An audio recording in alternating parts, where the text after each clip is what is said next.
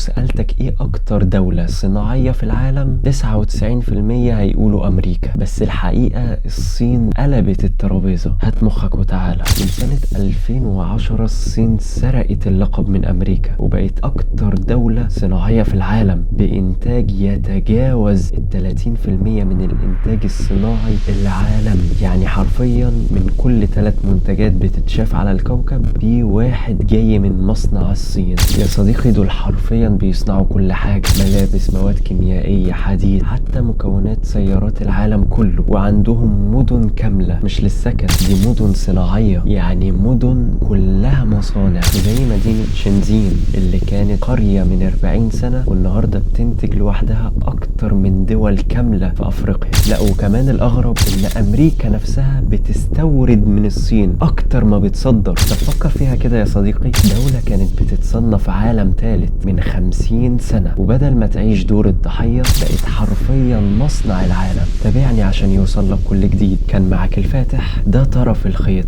والبكرة كلها هناك.